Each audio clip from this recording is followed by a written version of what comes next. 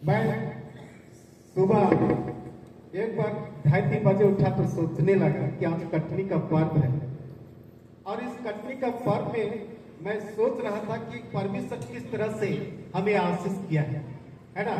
देखें तो ये दिसंबर महीना बहुत ही आशीष का महीना है, सबसे लास्ट जो महीना होता है ना। आप लोग सोच सकते हैं मैं क्या क्या सोचा, आप लोगों को बता रहा हूं।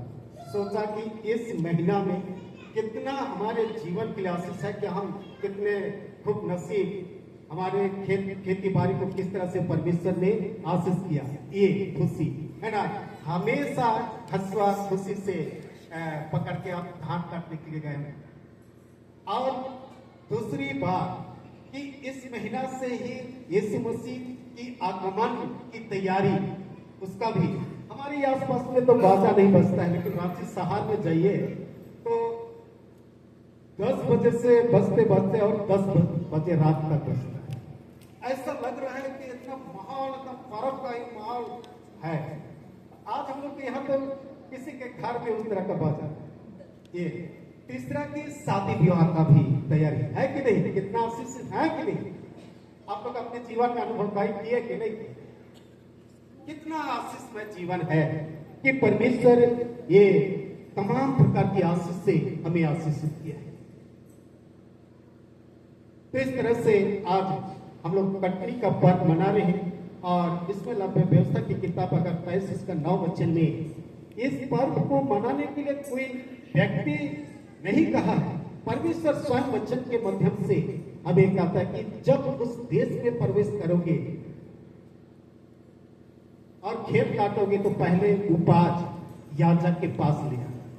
ये आदेश परमेश्वर ने ही किया और आज उसी को हम आज जिस धरती पर आज हमारा जीवन यापन हो रही है और हमारे लिए जो परमेश्वर पिता ने हमारे पूर्वजों के लिए जमीन दिया है, उसको अगर हम देखें तो पीढ़ी दर पीढ़ी, कितना पीढ़ी कट गए, लेकिन आज भी वो जमीन क्या दे रहे हैं, उपज दे रहे हैं। तो उस उपज को आज हम परमेश्वर के पास खुशी और आनंद के साथ नाचते नाचते देखते आज उसके पास धन्यवाद का बलिदान। जब इस तरह का जीवन जीते हैं परमेश्वर हम सबों को सब प्रकार की आशीष से आशीषित करता है। इसलिए आज प्रभु यीशु का आगमन, जिसको आज हम एडवेंट का दूसरा रविवार करते हैं और इस रविवार में जब हम लोग देखते हैं एक दिन यरूशलेम मंदिर में लोगों को उपदेश और शिक्षा दे रहे थे और कुछ लोग मंदिर के निर्माण की प्रशंसा कर रहे थे। यह मंदिर कितने अच्छे और पत्थरों से बना है और दान दिए गए वस्तु से संवारा गया है। लोग प्रशंसा कर रहे थे और इसी बात को प्रभु यीशु मसीह ने सुना और उस बात को कहा। लूका 21:5 में इस लिखा हुआ है, 21:5 में इसके बात को सुनकर यीशु कहता है वह समय आएगा जब इस मंदिर का एक पत्थर भी नहीं बचेगा।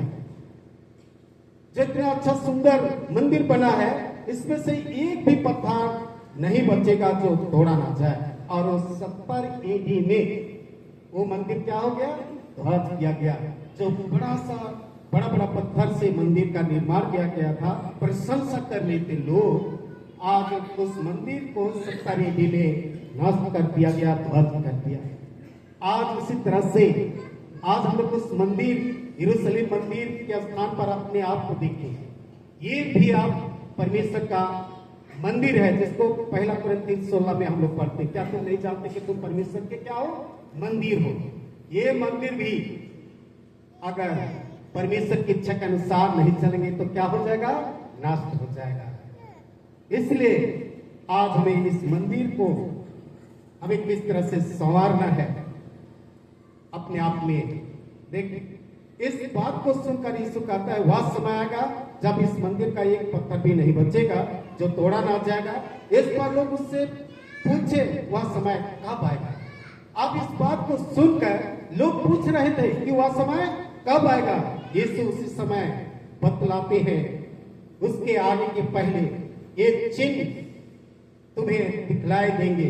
वह दिन जगत के अंत का दिन होगा, क्योंकि सब कुछ खत्म होगा। दूसरा पत्रास 3:10 में देख सकते हैं, मैं पढ़ने के लिए नहीं बोल रहा हूं, लेकिन आप लोग देख सकिएगा कि दूसरा पत्रास 3:10 में उसमें किस तरह से वहां सड़ाहट का होगा। ऐसा यीशु मसीह के आने से पहले जो चिन्ह दिखलाए पड़ेंगे वे ही आज के वचन में बतलाए गए हैं। यीशु एक बार दीन होकर आया, दूसरी बार सामर्थ के साथ आएगा। यही द्वितीय आगमन है, उसकी तैयारी में रहे। यही तो आज हम लोग दूसरी आगमन की तैयारी कर रहे हैं। एक बार यीशु मसीह कैसे आया? बालक के रूप में। दूसरी बार कैसे आएगा? सामर्थ के साथ आएगा, उसकी तैयारी है। यीशु का द्वितीय आगमन के चिन्ह, यीशु निश्चय जगत में आएंगे, जैसे प्रेरित क्रिया 1:11 में कहता है। जैसे यीशु बादलों पर उठा लिया गया वैसा ही भी आएगा।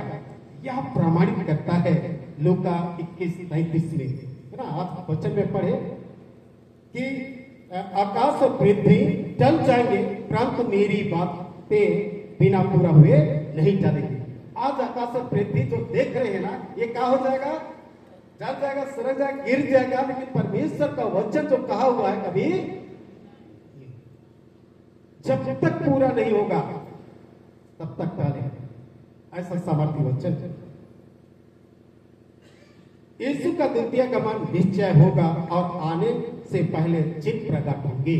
आज का मेन है पहला में आकाशीय चिन्ह। आकाशीय चिन्ह यीशु के प्रथम आगमन के समय में आकाशीय चिन्ह ज्योति के रूप में गडरियों को और तारा के रूप में ज्योतिषों को दिखलाई पड़ा था। लूका 2:11-14 वचन में देख सकते हैं। मत्ती 2:9 में देख सकते हैं। मत्ती 2:9 यीशु का द्वितीय आगमन होगा और आने के पहले आकाश में चिन्ह प्रकट होंगे। सो क्या क्या चिन्ह होंगे, इस संबंध में स्पष्ट रूप से वचन बतलाता है।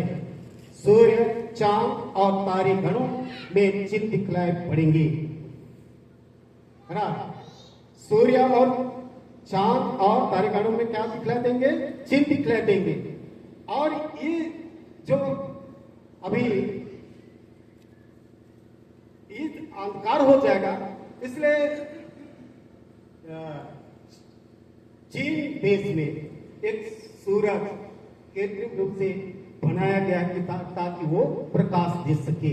ऐसे लोगों के सोच, लेकिन परमेश्वर का वचन जो कहा गया है वो क्या होगा? पूरा होगा। आज कितना भी सूरज बना है, चांद बना है, प्रकाश के लिए चलने वाला नहीं है, लेकिन लोग उसको परीक्षण भी कर लिए कि उस समय हम लोग सूरज बना के प्रकाश में रहेंगे, लोगों की सोच। लेकिन परमेश्वर का वचन जो आज हमें बतला रहा है कि तारे गणों में चिन्ह दिखलाए पड़ेंगे। मत्ती 24:27 से आगे 30 वचन, लूका 21:11-25-26। आकाश से तत्व अत्यधिक ताप होंगे और आकाश और पृथ्वी में कि सब कुछ जल जाएंगे। इन चिन्हों को देखकर वचन में बतलाए गए मार्ग पर चलकर यीशु के आगमन के दिन तक निर्दोष बने रहे। क्या बनना है? यीशु मसीह के द्वितीय आगमन तक इन तमाम प्रकार के चिन्हों को देखकर हमें अपने आप को क्या करना है? तैयारी करना है। इसलिए वचन में लिखा कि कुम्हार और मतवाले ना बनना। ये सावधान करा रहा है। ऐसा नहीं कि आज हम यीशु मसीह नहीं आ रहा है और हम कुम्हार या मतवाले बने रहे। आज इन तमाम बातों को जब हम लोग देख रहे हैं, हो रहा है, आज हमारे यहाँ पर नहीं हो रहा है, लेकिन कहीं ना कहीं हो रहा है। आज लोगों को दिखाई दे रहा है चिन्ह और चिन्ह दिखाई दे रहा है, लेकिन आज तक हम लोग सावधान नहीं हो पाए हैं। इसलिए आज हमें सावधान रहना है, जागृत रहना है, प्रार्थना का जीवन जीना है। दूसरे नंबर में कहता है जगत के चिन्ह। जगत में भी चिन्ह होगा। आकाशीय चिन्ह तारा, चंद्रमा और सूरज में होगा।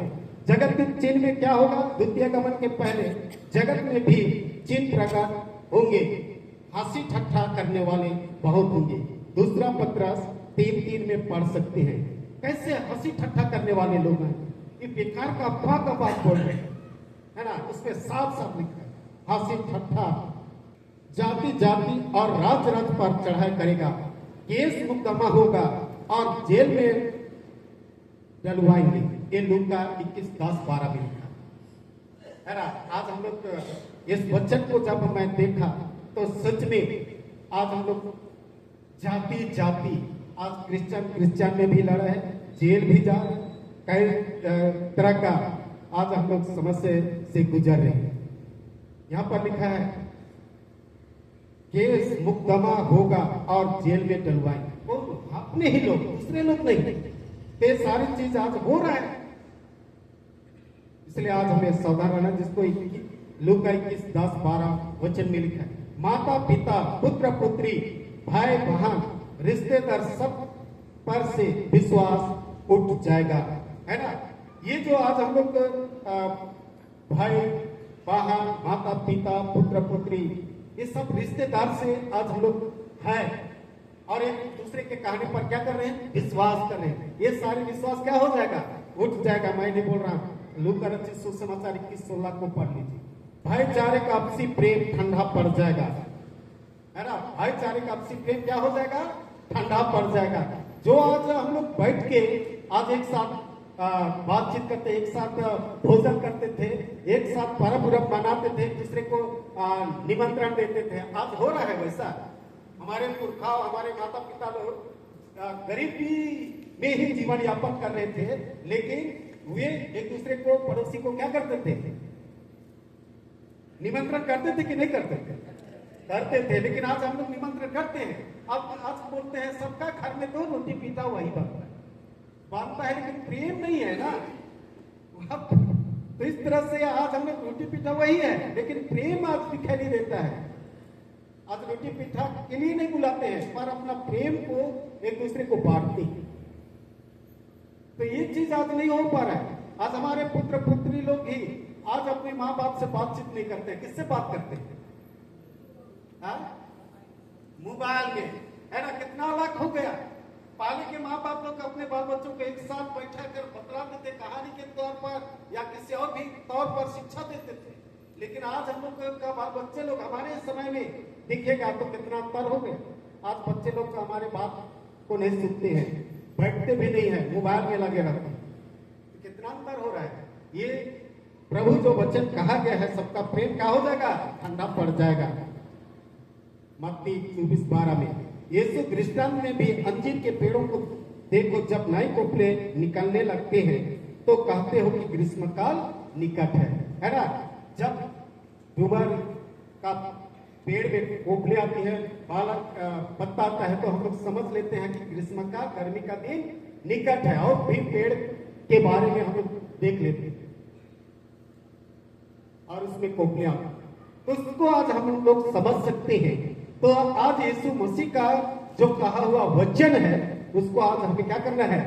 समझना है, समझना है, जानना है, मनन करना है, उसके अनुसार जीवन व्यतीत करना है। अगर इतना वचन मैं रिफ्रेश दे रहा हूं ना, इन वचनों को अगर आप खोल के पढ़िएगा तो एक बार आपका जीवन में घबराहट, बेचैन हो जाएगा।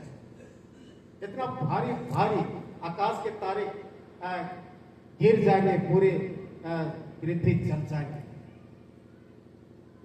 ये सारी बातें आज साधारण सा नहीं है, कहानी नहीं है, ये तैयार होने का समय है।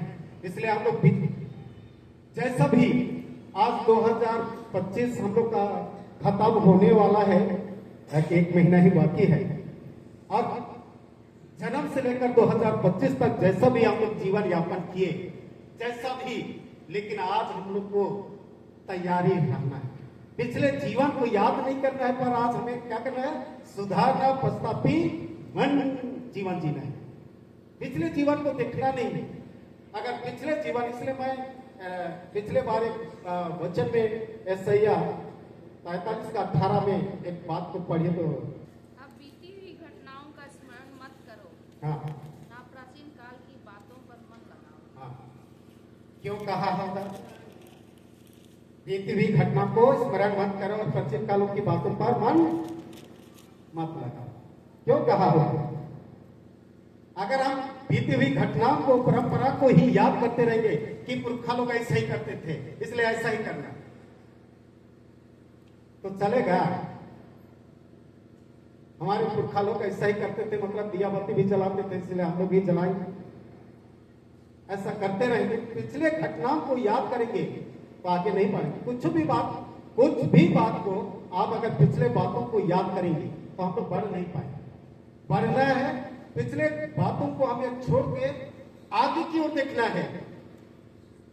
इसलिए उदाहरण या एग्जाम्पल भी दिया कि हाल जोतने समय पीछे लौट के अगर देखेगा तो अच्छा से जोत पाएगा, है ना। हल चलाने वाले लोग हैं कि नहीं, कि सो रहे हैं? हल चलाने वाले अगर पीछे देखेंगे तो अच्छा से जमीन को जोत पाएंगे? नहीं ना। इसलिए कहा गया है कि आज अच्छा से जोतना है तो आगे की ओर। कहने का मतलब है कि आज हमें एक मसीही जीवन होकर आज परमेश्वर की ओर देखना है, ना कि पीछे कि वो परिवार को देखना नहीं है, पड़ोसी को नहीं देखना है कि वो क्या कर रहे हैं क्या नहीं कर रहे। और आज वही हम लोग देखते हैं, वो परिवार वाला लोग गिरजा नहीं जाता है तो बपतिस्मा हो जाता है, वो परिवार वो भाई नहीं जाता है, मर जाता है तो दफन हो जाता है। वही तो हम लोग देखते हैं। और इसी को देखने की वजह से आज हम लोग, हाँ वो भी नहीं जाता है तो मैं भी नहीं जाऊंगा तो हो जाए, ये वाला बात उसको मत दिखिए, पर अपने आप को दिखिए। अपने आप को जीवन पाना है तो अपने आप को देखना है।